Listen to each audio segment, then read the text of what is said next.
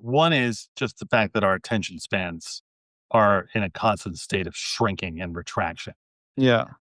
But exacerbating that is the idea that social media has spawned more and more talking about ourselves.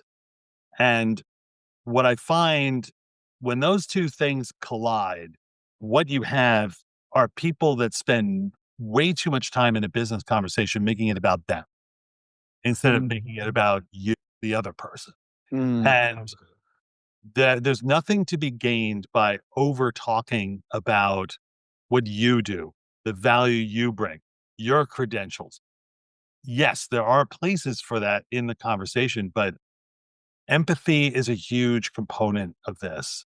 And when you go in to have a business conversation with someone, you want to be just a good listener. You want to mm, understand what it is that they're saying that you can reply with something of value to.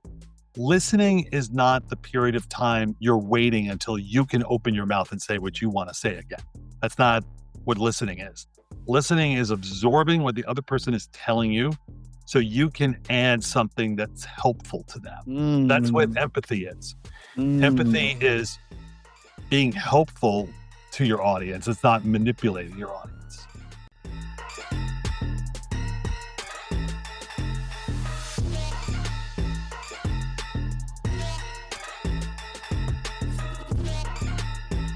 Hello, everyone. Welcome to another episode of Customer Success Talks Real Challenges, Experts Advice, the podcast dedicated to helping those transitioning into customer success and early career customer success managers. I'm your host, Byron Toruño, Customer Success Manager. And just like you, I'm still learning about this amazing world of customer success. And today is not the exception. Today, we have an amazing guest where we will be talking about communication, but we will go into the presentation side of things. In customer success, we have to present, especially nowadays that we are in a remote first world. And interesting enough, presentation is something that we have to be able to manage as much as possible. We are constantly screen sharing. We're constantly showing data. We sometimes have to even perform webinars where we want everyone to be seeing and hearing what we are presenting and saying instead of doing other stuff on their computers, right? That's my ultimate goal.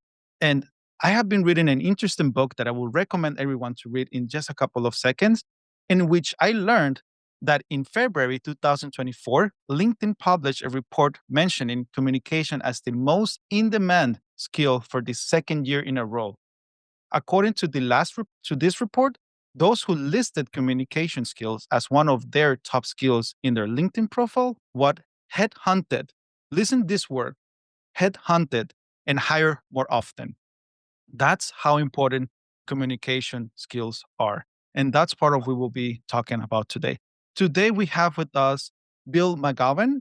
He has coached the founders of Amazon, Facebook, Uber, Twitter, LinkedIn, Instagram, Spotify, and many other more business professionals out there. And also sports like World Series, Super Bowl, Olympic champions, and also two times Emmy Award winning journalist and the best selling author of Pitch Perfect, How to Say It Right the First Time, Every Time, and his new book, which I have here with me.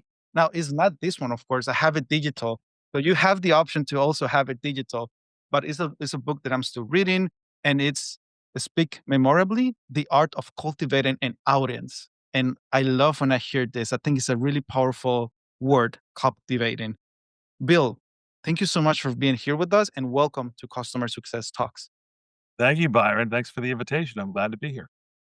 I loved your book. So let's first start with that. What would your readers expect when they read your book? They should expect to find in it strategies on how to make their voice heard. I think Mm, we live in a world today where there's so much noise and there's so many people vying for attention and to get their ideas across.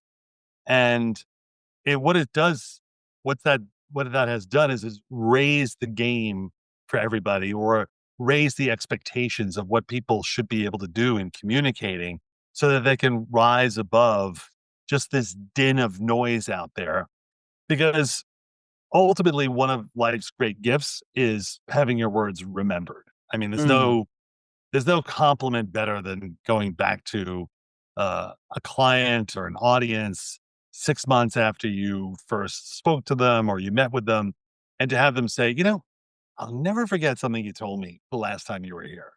And love that. to have that idea and those words stick with them, rattle around their brain, make them provoke thoughts in them. I mean, that is the ultimate. And yet, that opportunity to be remembered is being squandered every single day in Mhm. offices all over the world because people speak in a very bland, boring, jargony, forgettable way. Yeah, And when you do that, you are really forfeiting the opportunity to motivate, persuade, inspire, influence people, which is really what you want to be doing most times when you're communicating. absolutely. I think that in we are in customer success as customer success managers, we are not the only ones talking to the same customer. There's Mhm. so many other professionals out there. And what we would love to be, or what I would love to do is that each time I have the golden of having their time and attention, I would love to make it memorable enough for them to remember my name when they see my email and say, ah, that's Byron. Yeah, I remember he's from Costa Rica. He's having some holidays next week. Yeah, let me answer that email. Let's see what he has to say. But it sounds easy than actually doing it, right? One of the things that I think can really make you stand out today is staying away from jargony words that are thrown around in business a lot. I hate to tell you this, but I saw someone Monday of this week who was trying to explain to me that someone they work with suffers from nervosity, and What is that? I said, "Excuse me, uh, you mean she gets nervous?" He said, "Yeah." I said, "Well, you realize nervosity is not a word, right? That's not in the dictionary. Like, if you wrote that word on your computer, there'd be a red line underneath that word, and if there's a red line underneath it, it shouldn't be coming out of your mouth." Right. Even intentionality, whatever happened to the word intention? It's a perfectly good word. We don't need to add 3 extra syllables to it to make us sound smarter. The other thing that makes people blend in and be forgettable are a lot of these business cliche expressions. Well, we're going to double down on this and we're going to do a deep dive on that and we're going to unpack this. And, we're all laser focused on pursuing our North Star. This is something that exists throughout the entire ecosystem. And all of these, everybody's on a journey today, right? Everybody's laser focused on this, that, and the other thing. Hmm. I think it just makes you sound like everybody else because everybody's saying Hmm. that sense. And if you can go into conversations being real, simple, clear, concise, that's the formula. Don't overspeak. Don't overstay your conversational welcome. Don't kid yourself that more is more. I also believe that communication is a teamwork. And something that you touch on your book, it's about not over communicating. I love that Mhm. because we are so passionate on what we do that we tend to maybe over communicate stuff. And it's not because we maybe want to sound the smartest person in the room, maybe sometimes, but Mm. sometimes it's that we're super passionate of what we're doing and we want to explain and leave everything really clear. But what we're actually doing is just the focus is just disappearing from each word that we're using, right? Two factors are competing here, Byron, and what they are. One is just the fact that our attention spans are in a constant state of shrinking and retraction. Yeah. But exacerbating that is the idea that social media has spawned more and more talking about ourselves. And what I find when those two things collide, what you have are people that spend way too much time in a business conversation making it about them instead of making it Mhm. about you, the other person. Mm. And there's nothing to be gained by over talking about what you do. the value you bring, your credentials. Yes, there are places for that in the conversation, but empathy is a huge component of this. And when you go in to have a business conversation with someone, you want to be just a good listener. You want to Mhm. understand what it is that they're saying that you can reply with something of value to. Listening is not the period of time you're waiting until you can open your mouth and say what you want to say again. That's not what listening is. Listening is absorbing what the other person is telling you so you can add something that's helpful to them. That's what Mm. empathy is. Mm. Empathy is being helpful to your audience. It's not manipulating your audience. It's like, how can you have a conversation where someone is just covering all the dead space, right? Mhm. Yeah, it's got to be a thoughtful give and take. And for instance, one of the things I know you and I are both interested in is the idea of storytelling. Yeah. And and I think if you're having a prospective client meeting, let's say, you you need to listen to them to understand what their challenges are. And when you hear what they are, that's an opening and an opportunity for you to storytell, perhaps with a case study of a very similar scenario that you addressed in your work in the past that aligns and matches with what this challenge that this person's talking about. So you can illustrate your capability of being able to handle that. Mhm.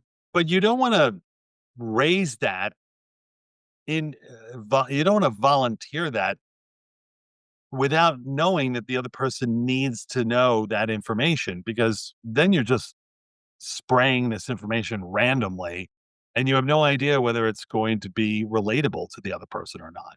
Wait until you hear what it is that would be valuable to them and then figure out to yourself, okay, among the 6 or 7 stories that I was determined to tell coming Mhm. into this meeting, story 3 works really well here. So I'm going to pull that out of the pack, and that's what I'm going to focus on, right? And Bill, the secret to do that effectively, would it be asking the right questions? Kind of first having a chit chat where you have a discovery and then, oh, you grab this idea, you grab this idea. Okay, from the list of histories that I have. And it doesn't have to maybe literally be a list. Like with your experience, you're more confident. You go back into your memory, and you will remember of, oh, this scenario. But then based on the different words or facts or stories that the other person is giving you on a one-on-one conversation, then that's the way that you can tell the story, or is there another more effective way to actually start that storytelling? I'll give you an example of something that comes up in my work all the time.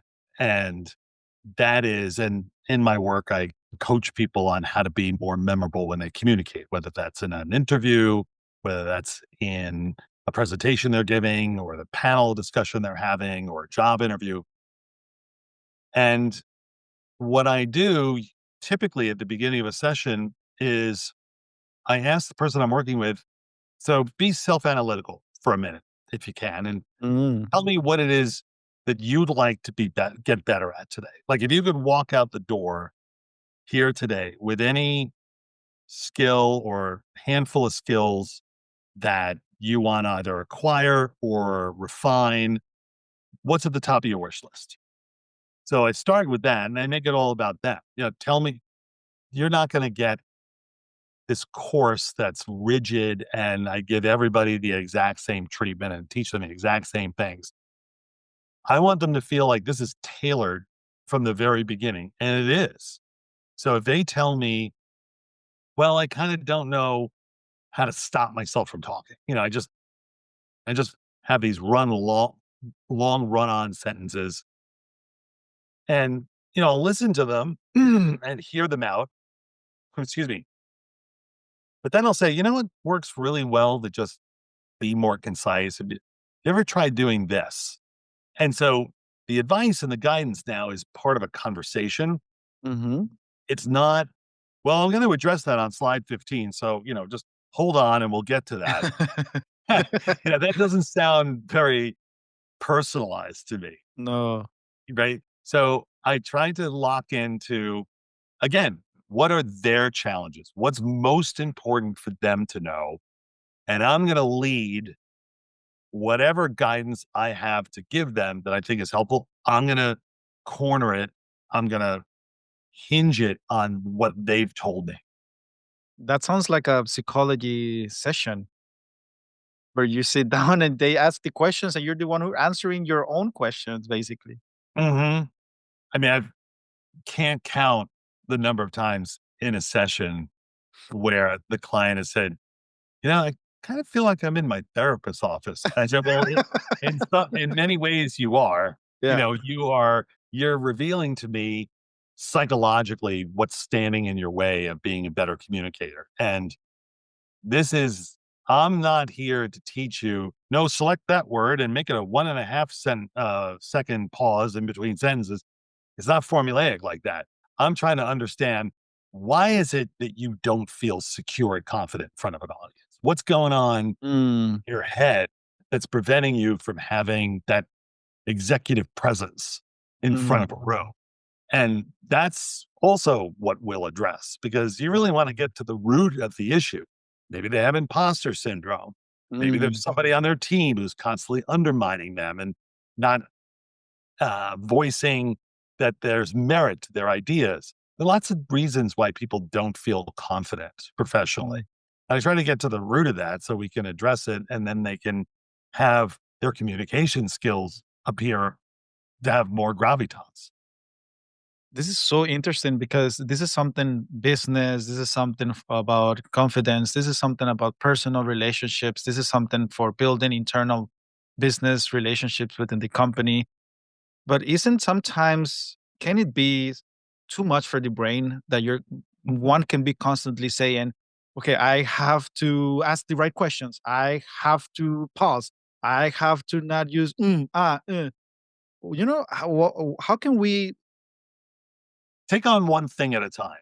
okay, there you Don't think, oh, well, I've got to address my filler and my brevity and my tone of voice and my volume. Don't think about, oh, got 8 things to think about simultaneously. Have you ever gone to a really good sports coach, whether you're playing, whether you're a pitcher in baseball, let's take that, or you're playing tennis or you're playing golf or whatever it is.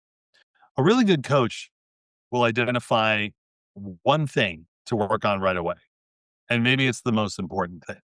They're Mm. not going to tell you, okay, so I want you to lift your hands 3 degrees. And then when you're back, 48% in the middle of your backswing, then I want to have your wrist turn, 46 degrees. Nobody coaches like that. right. The more granular you get, the more difficult it is to implement it and change your muscle memory as to how you go about things. Mm, What you try to do is give them a big concept. So maybe in presenting, what you're saying, the big idea could be, don't think of your presentation as a collection of just random slides. I want you to think of it as one cohesive, overarching story you're telling. And mhm, that means what you begin with should have a connection to what you end with, and it should feel like a narrative arc, like you would tell the story of your vacation next week. mhm. And start with that. And like any sport that you play, let's say it's tennis, what you have to do is you just have to practice that all the time. And because what you have to do is reprogram your brain that this is the new muscle memory. Mhm. A lot of people are locked into the old way of doing it because it feels comfortable and familiar. And so let's say I am coaching you, Byron, hypothetically, you're a good communicator, but let's say Oh, you talk thanks. too fast. Let's say you talk too fast. What I would advise you is, let's understand, where are the places where I want you to slow down. I don't want you to necessarily uniformly slow down. Right. I want you to identify, what are the most important things that I am conveying to this other person? What's the grade A material the vital information. And I will pick those spots to slow down, to downshift, to say it more emphatically and more deliberately. If I'm just in conversational connective tissue between one important point to the other, I can step on the gas and I can be nice and brisk and conversational, Mhm, but mhm, not over the big idea. I'm never going to blow past the big thing. So, you give somebody guidance around that mhm. and you tell them, now for the next 2 weeks until we meet again, I want you to employ this strategy every single time you open your mouth. Doesn't matter whether you're talking to your mother on the phone or you're talking to colleagues in the cafeteria or you're on the phone trying to resolve some customer service issue you've got. Every single time you open your mouth, I want you to be aware of this Mhm. and do it. And because, listen, let's face it, if you're trying to learn a new musical instrument or learn a new language or take up a new sport, realistically, how many times a week do you get to practice that? Once, twice, maybe. But we utter something like 16,000 words a day, which means you have so many reps on a daily basis to practice this. And Mhm. I've worked with people who their employer told me, okay, you have got to change the way this guy communicates, or there's no future for him at this company. Oh, wow. Yeah, I mean that's the world we live in now. And I've worked with people and made that request of them, that urging of them, that for 2 weeks, every time you open your mouth, you must do this. And in 2 weeks, that muscle memory is different. And now they're not even thinking about it. It's just second nature. Bill, I love what I hear because it sounds like it's a constant work in progress. So, what will be the first impactful task that you will recommend anyone to do this week? What is the first one that comes to your mind without knowing the person who's listening on the other side? What is the common one? Don't open your mouth until you have certainty about what the first 4 words of what you're saying are. Oh, I'd rather you sit there with a beat or 2 of silence than to yeah. start with, "Well, I mean, I think that." Those are never the first 5 words of any sentence, ever. Okay.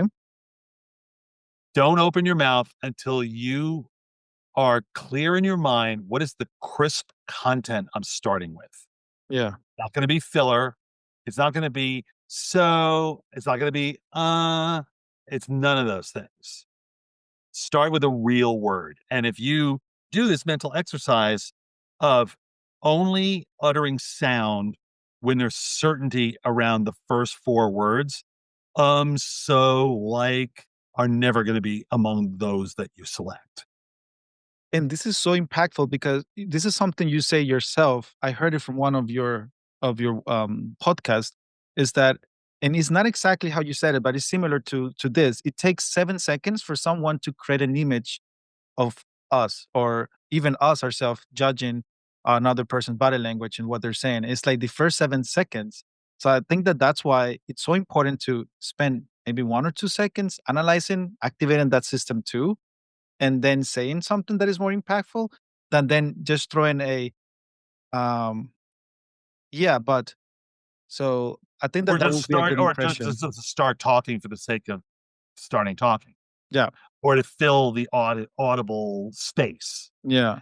Most people Yeah, but most silence is not silence is not, it's not an easy, it's something not easy to are manage. incredibly uncomfortable with it. 100%. There's a stat, there's a data point in Speak Memorably that we researched, and it the period of time that it takes for people to feel anxious and unsettled and nervous around silence is 4 seconds.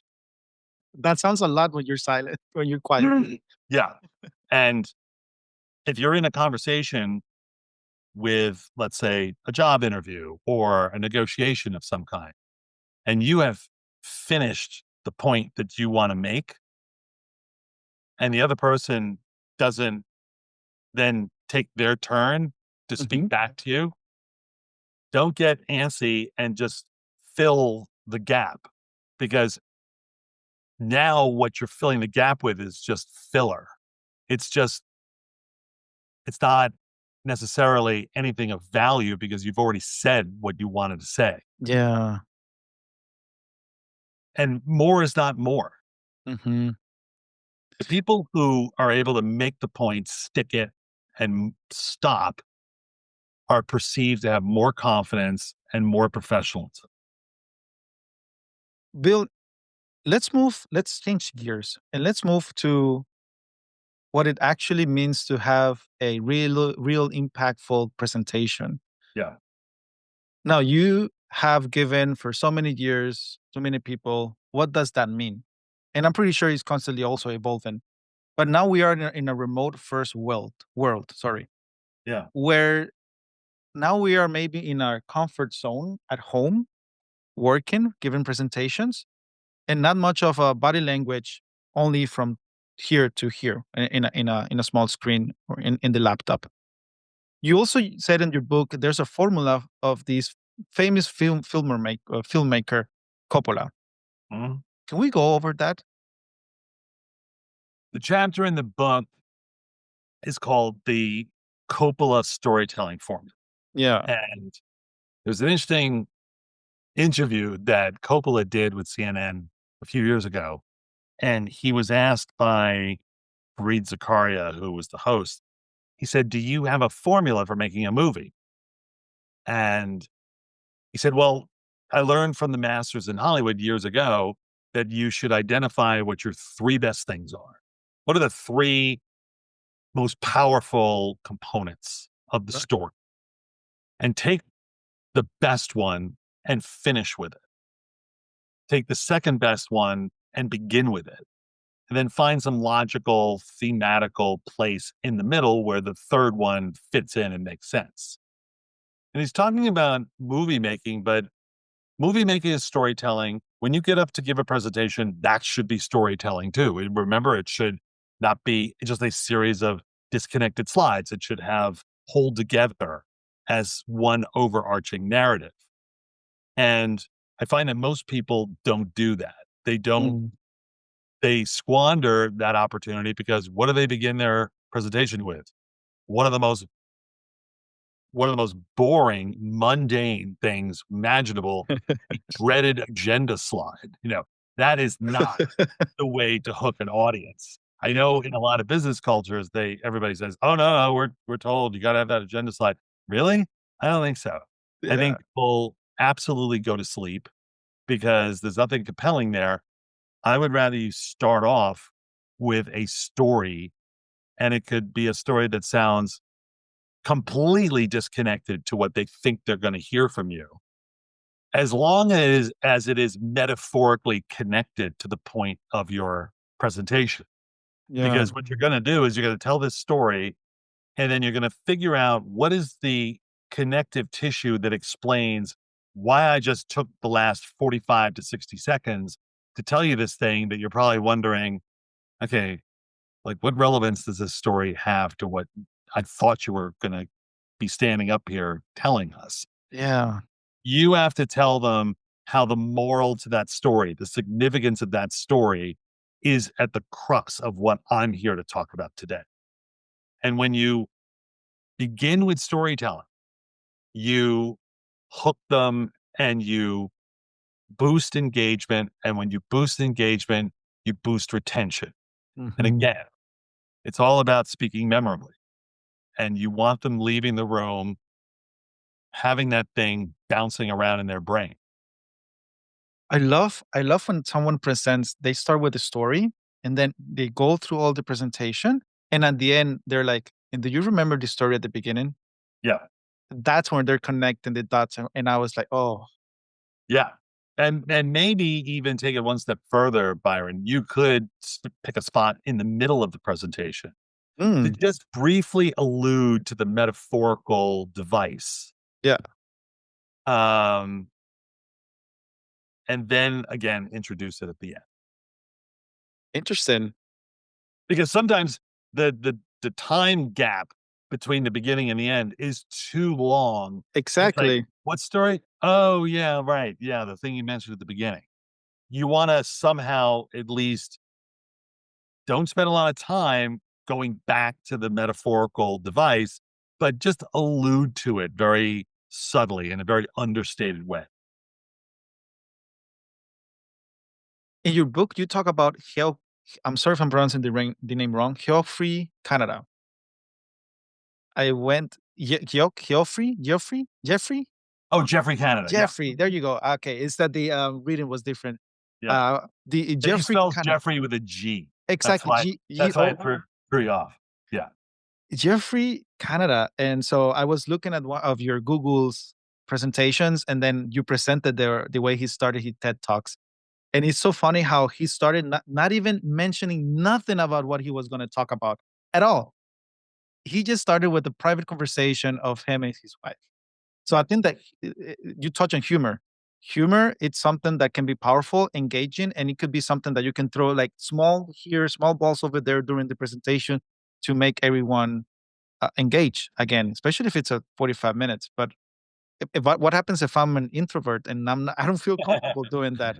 Well, the nice thing is, adding humor, adding levity to a presentation is not about telling jokes. Okay. It Thanks is God, about because I'm bad at that. yeah, if you don't if you think you're a bad joke teller, that doesn't disqualify you from finding opportunities to weave some humorous elements into your presentation. Right. And, so I find or what we found in the research behind Speak Memorably was that there are all these physiological, chain reactions that happen in the body of your audience when you use humor. Um, Endorphins are released. Uh, People get this sort of washing over of pleasure when Yeah, you make them laugh, and it endears you to the audience. You, seem more empathetic. Uh, they are in a better mental state to absorb and embrace what you're telling them, rather than just approaching it in a very straightforward way. which is boring, right? Yeah, everybody wants an opportunity to have a little lightness. You know, there's so much heaviness around us in the world today that if you can just help them see the humor in something, there's a tremendous value to that. There was a very interesting study that measured retention and recall of a news story.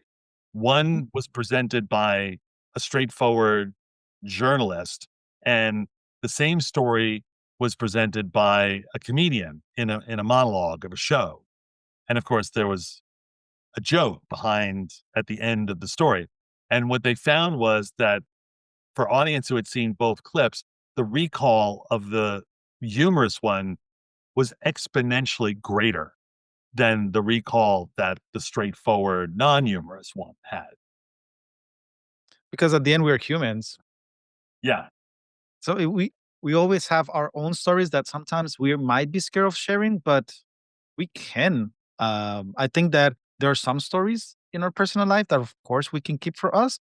But a good holiday next week, or you're having a busy day, or you have an exciting project coming on, or the weekend is coming. I think that all of those can add up in a sense of you can look for something that can come up as a humor and just within the story of yeah, the weekend or last weekend. I had this crazy day where I was with two of my friends and suddenly it started raining. And that could happen. Would Mhm. that be considered humor or is that more storytelling or is it both? I'm trying to also apply what you're saying here. Yeah. Um, I think the example that you cited of Jeffrey Canada, we haven't shown the clip to your viewers, but essentially he started by saying, that he was a little nervous because his wife had told him, "You know the TED Talks, right?" Um, "Yes, honey, I know the TED Talks." She said, they're like really smart, talented. Yeah, yeah, honey, I know, I know. And he's got the audience laughing already because he's he's probably embellishing this conversation he's had with his wife, Mhm. but already she's basically telling him, listen, they're used to really smart people. Don't go in there and screw it up. And so it's not a joke, but it is humorous. Yep. And the punchline of the joke is, they're really smart, talented people. They don't want a guy up there just complaining about, what you always complain about. And the audience is laughing, and he's now got them in the palm of his hand. Um, so I think that y- your listeners now will be acutely aware of when they see somebody presenting or they see a speech. It was incredibly funny is Barack Obama. Yeah. And, like he got up at the political convention, um, a couple of years ago, and he said, uh, if I could get my hands on the guy Mhm. who scheduled me to follow my wife up here, giving a speech, I'm going to give him a piece of my mind. Um, that's not a joke, but it is funny that he's exposing both his reluctance to have his wife overshadow him, but also his pride in his Yeah. wife's speaking abilities. I think it's real, and I think it's authentic when I Yeah, listen to that. The right. last the Sorry, Bill, what?